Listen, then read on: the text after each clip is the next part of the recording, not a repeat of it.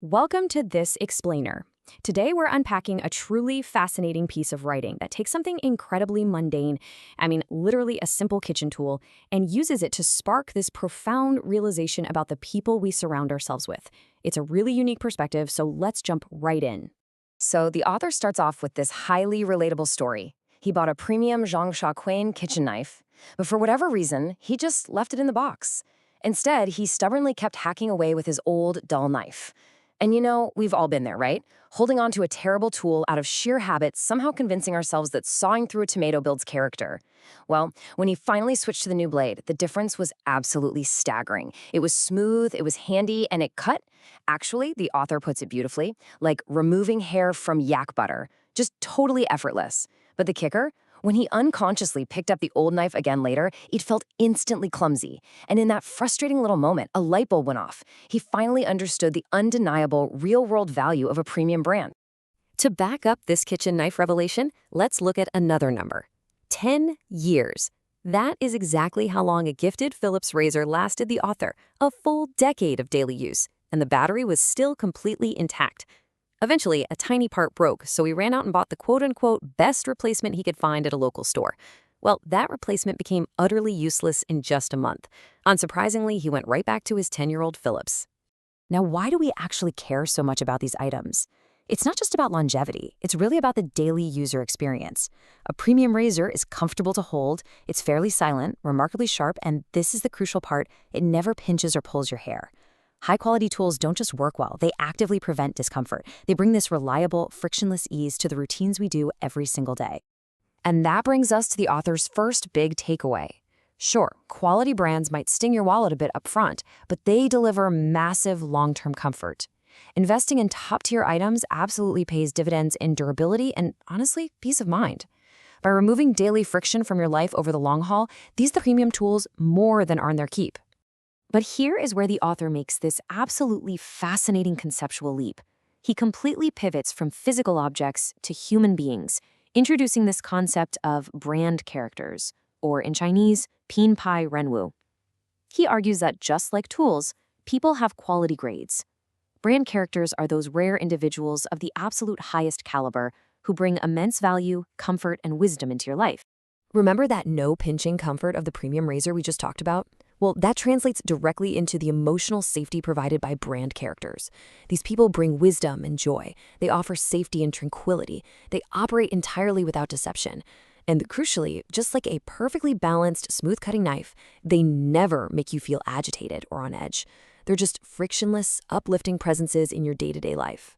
So, this realization leads to the author's core thesis. The greatest wealth in life is discovering the brand characters hidden within your own spiritual warehouse.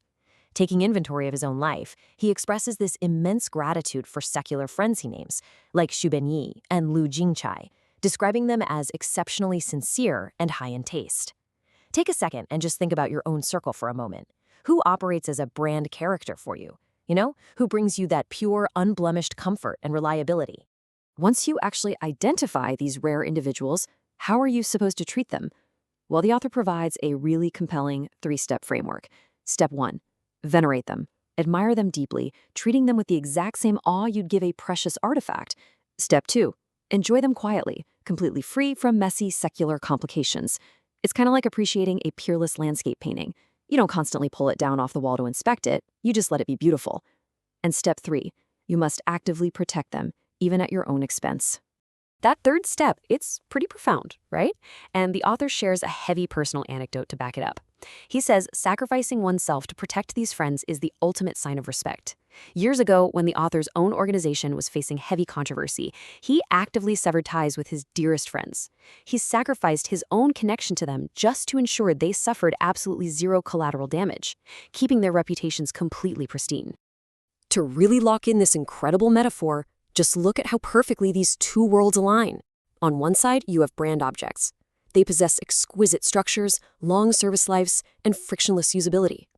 And on the other side, brand characters possess rich, lofty personalities and act as inexhaustible spiritual sources. Both are incredibly rare, both provide immense, reliable value, and both require your careful appreciation.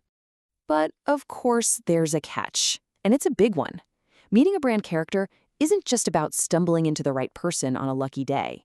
It requires grace, yes, but it actively requires elevating your own personal quality to match theirs.